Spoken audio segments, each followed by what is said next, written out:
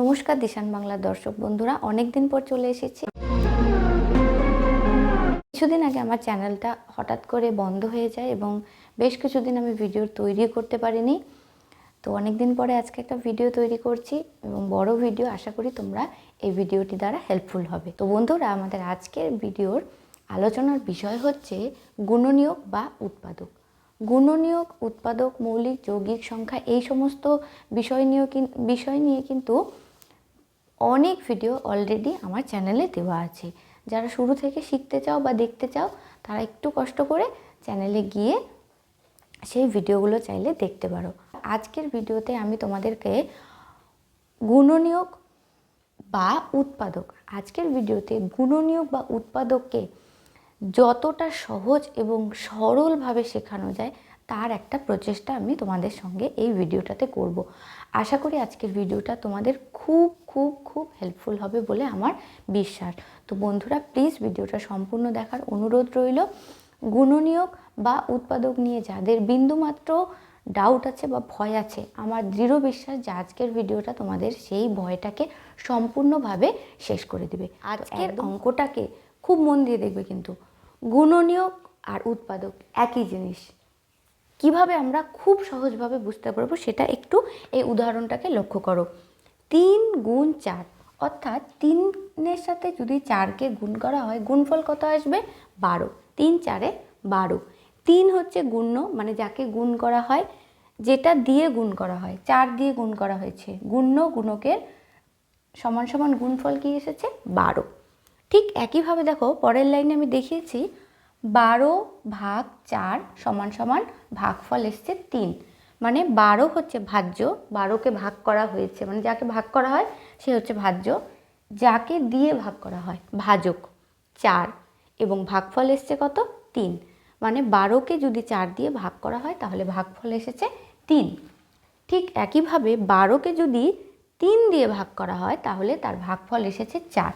কেন আমি একটা অঙ্ককে 3 বার করেছি তার কারণ হচ্ছে এই 3টেতে দেখো আমরা এখানে দেখছি যে 12কে 3 গুণ 4, মানে 3 এবং 4 এই দুটো সংখ্যা দিয়ে যদি ভাগ করা হয় তাহলে সম্পূর্ণভাবে ভাগ করতে পারছি আমরা। সম্পূর্ণভাবে ভাগ করার 12কে 3 এবং 4 দিয়ে ভাগ করা হলে সেটা সম্পূর্ণভাবে ভাগ করা হচ্ছে, অর্থাৎ সম্পূর্ণভাবে সংখ্যাটা বিভাজ্য, মিলে যাচ্ছে, কোনো ভাগশেষ থাকছে না।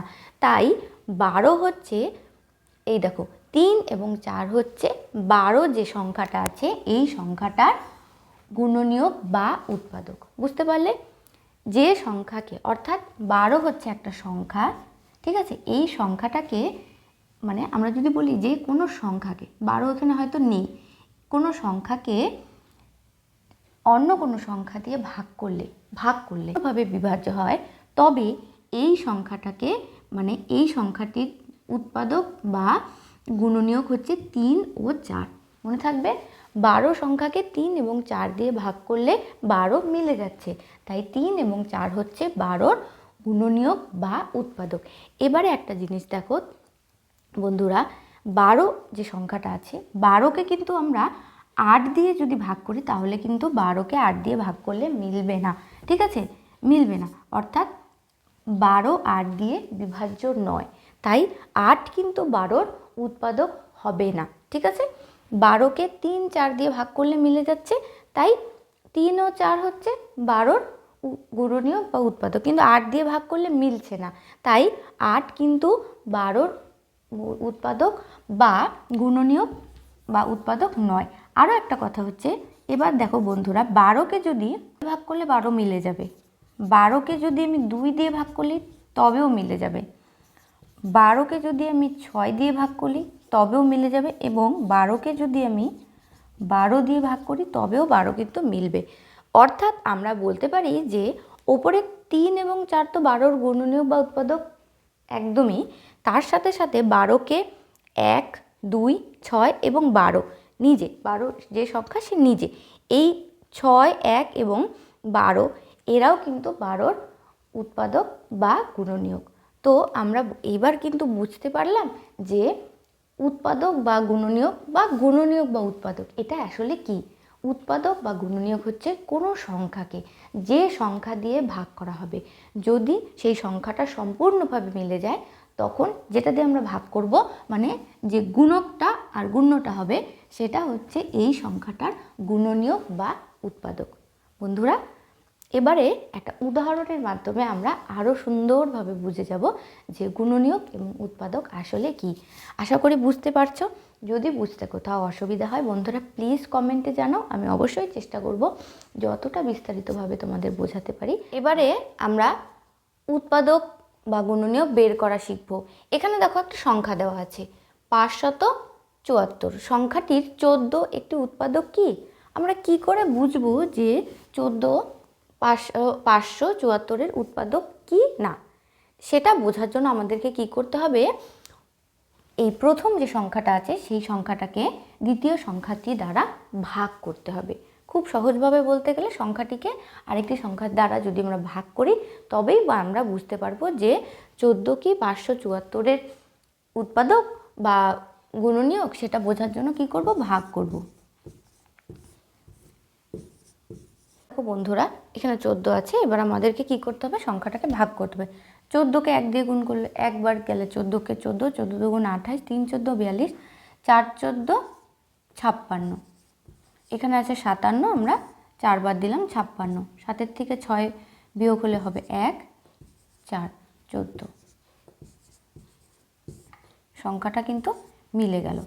ঠিক আছে, তো বন্ধুরা আমরা বলতেই পারি যে 574 সংখ্যাটির 14 একটি কিন্তু উৎপাদক বা গুণনীয়ক, কারণ 14কে ভাগ করলে সম্পূর্ণ সংখ্যাটা 14 দিয়ে যদি 574কে ভাগ করা হয় তাহলে সংখ্যাটা সম্পূর্ণভাবে মিলে যাচ্ছে, তাই 14 কিন্তু একটি উৎপাদক। তোমরা এই ধরনের অঙ্ক যদি আসে যে এর উৎপাদক এটা কি না করে দেখাও, তখন তোমাদেরকে কি করতে হবে, সেই সংখ্যাটাকে, যে সংখ্যাটার কথা বলা থাকবে সেটা দিয়ে যদি আমরা ভাগ করি, একটি সংখ্যাকে আরেকটি সংখ্যা দিয়ে ভাগ করলে আমরা বুঝতে পারবো যে সংখ্যাটা উৎপাদক 14 হবে কি হবে না, সেটা আমরা ভাগ করে বুঝতে পারবো। বন্ধুরা তোমাদেরকে দুটো নিয়মের কথা আমি বলে রাখছি, যে উৎপাদকের ক্ষেত্রে সবসময় মনে রাখবে,